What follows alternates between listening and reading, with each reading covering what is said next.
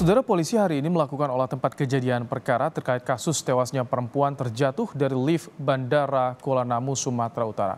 Polisi selidiki ruang celah di dasar lift.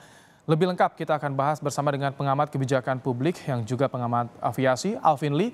Selamat petang, Pak Alvin. Selamat petang, Mas Ibrahim. Pak Alvin, kalau tadi ahli digital forensik melihat ada kejanggalan dari rekaman CCTV, kalau Anda melihatnya seperti apa rangkaian kejadian di sini?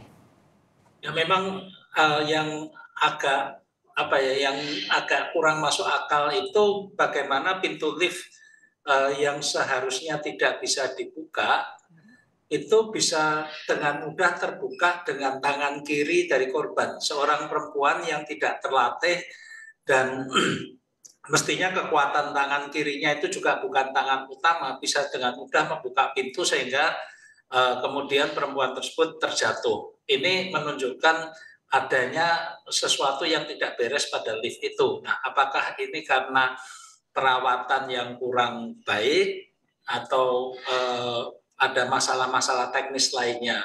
Karena dari pengamatan saya sejak pandemi selama 3 tahun ini, memang biaya perawatan untuk fasilitas-fasilitas di bandara ini sangat minim ya. Ada beberapa fasilitas, misalnya seperti lift, eskalator, itu juga ketika terjadi kerusakan diperbaiki sebisanya saja karena memang anggarannya sangat terbatas. Nah, saya khawatir ada keterbatasan anggaran ini yang kemudian menyebabkan kondisi lift itu tidak dalam Pak Alvin, kondisi 100%. Pak Ya. Alvin, apakah Anda familiar dengan lift yang ada di Bandara Kuala Namu, termasuk tadi lift yang menjadi sorotan memiliki 2 pintu yang berlawanan arah? Ini di terminal kedatangan, Pak Alvin. Ya, saya tidak tahu persis ini lift yang mana ya. Saya cukup paham lah kondisi Kuala Namu seperti apa. Sebetulnya lift untuk 2 pintu itu bukan sesuatu yang luar biasa ya. Bahkan di mal-mal juga banyak yang lift 2 pintu. Nah, permasalahannya adalah ketika mencapai suatu lantai yang mana satu pintu itu terbuka, pintu lainnya mestinya tidak bisa terbuka. Dan ketika toh dipaksa dibuka, mestinya ada alarm yang bunyi. Masalahnya di sini alarm itu tidak bunyi.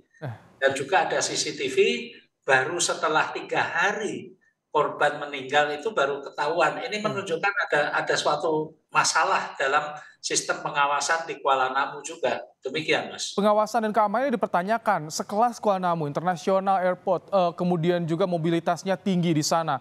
Lift jadi sarana yang vital, yang paling banyak digunakan tentunya. Ini keamanan seperti itu, apa yang Anda lihat dari sini, Pak Alvin?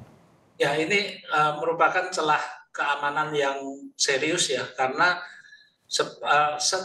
semua bandara itu masuk klasifikasi sebagai objek vital nasional, sehingga pengawasan keamanannya itu selalu menjadi prioritas. Nah, ini apa yang terjadi di Kuala Namu sudah menunjukkan adanya celah keamanan di sana, bagaimana sesuatu yang terjadi di dalam lift dan sebenarnya juga terekam dalam CCTV, namun terlewatkan oleh petugas keamanan.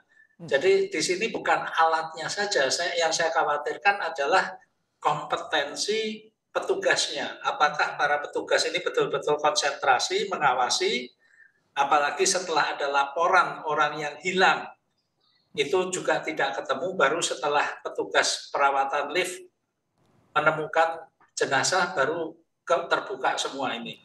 Ini merupakan sesuatu yang serius dan saya mendorong agar Kementerian Perhubungan itu melakukan audit tidak hanya di Kuala Namu tapi di semua bandara tentang fasilitas-fasilitas publiknya, tentang keamanan, SOP ada, peraturan ada, tapi apakah benar-benar diterapkan sebagaimana mestinya atau tidak. Pak Demikian. Alvin, ini pelanggaran bisa masuk ranah pidana atau seperti apa? Kebijakan publik, maladministrasi atau seperti apa? Karena tadi ada lima pegawai yang dinonaktifkan mulai dari tingkat manajer hingga security. Ya, ya, insiden ini dapat kita lihat dari, saya melihatnya dari 3 aspek hukum ya. Yang pertama dari undang-undang tentang penerbangan, ini ada peraturannya juga bahwa penyelenggara bandara itu harus memelihara kelaikan fasilitas bandara, dan apabila perawatannya tidak sesuai dengan standar, itu bisa dengan peringatan, pencabutan izin atau pembekuan izin. Kemudian saya juga melihatnya dari Undang-Undang 25 tahun 2009 tentang pelayanan publik, karena ini terjadi di fasilitas bandara yang merupakan fasilitas pelayanan publik, bahwa penyelenggara bandara ini juga bertanggung jawab terhadap pemeliharaan, penggantian sarana, dan sebagainya. Nah, apabila ternyata penyelenggaraan pelayanan publik ini tidak memenuhi standar dan sampai terjadi jatuh korban jiwa, ini memang ada sanksinya. Kalau dari administrasi pelayanan publik itu dibebaskan dari tugas, dipecat dan sebagainya, tapi juga diatur bahwa apabila ternyata ada unsur pidana di sana, itu penyelenggara dapat ditindaklanjuti. Tanggung jawabnya sampai selevel mana Pak Alvin? Kalau misalkan ada unsur kelalaian, bahkan tadi disinggung unsur pidana, tanggung jawabnya sampai level mana? Ya, kalau ternyata ada unsur pidana, itu kita masuknya ke KUHP, Kitab Undang-Undang Hukum Pidana. Pada pasal 359 sangat jelas bahwa barang siapa karena kesalahannya atau kealpaannya menyebabkan orang lain mati, diancam dengan pidana penjara paling lama 5 tahun atau pidana kurungan paling lama 1 tahun. Ini cukup jelas di sini. Jadi kalau ada unsur pidananya ke sana. Nah, ini sekarang kalau unsur pidana itu sudah ranahnya kepolisian ya. Kalau tadi kelalaian itu bisa menyentuh sampai level mana untuk tanggung jawabnya? Apakah di Angkasa Pura atau sampai level atasnya lagi atau seperti apa Pak Alvin? Ya, ini yang menarik adalah Bandara Kuala Namu ini sebenarnya sudah lepas dari Angkasa Pura II. Sejak 2 tahun yang lalu kalau nggak salah itu sudah didelegasikan kepada anak perusahaan Angkasa Pura II, yaitu Angkasa Pura Aviasi dengan bisnis dari perusahaan dari India, GMR Group. Nah, anak perusahaan ini juga sudah mendapatkan izin badan usaha bandar udara yang terpisah dari Angkasa Pura II. Jadi dalam hal ini tentunya tanggung jawab itu ada pada Angkasa Pura Aviasi yang bekerja sama dengan GMR. Dan dalam regulasi penerbangan, single accountable atau penanggung jawab tunggal adalah general manager dari bandara tersebut. Demikian. Dan itu yang harus diperiksa juga karena tadi tidak cukup sampai manajer yang tadi saya sampaikan, ada 5 pekerja ya, 5 pegawai Angkasa Pura Aviasi ya? Iya, karena penanggung jawab utamanya adalah general manager di sana. Baik, kalau terjadi seperti ini, ganti rugi seperti apa atau hak keadilan seperti apa yang bisa didapatkan oleh keluarga korban, Pak Alvin? Nah, ini masalah ganti rugi.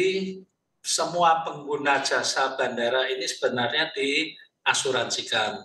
Berapa besaran asuransinya itu yang saya tidak mendalami, tapi lepas dari asuransi itu tentunya keluarga korban juga mempunyai perhitungan sendiri ya, bukan hanya kerugian material tapi terutama kerugian imaterial, kehilangan keluarga, dan ternyata keluarga yang hilang itu sudah meninggal sampai beberapa hari, sampai jenazahnya membusuk di sana, tidak ada yang mengetahui di mana seharusnya sistem yang ada di bandara itu dengan mudah mendeteksi.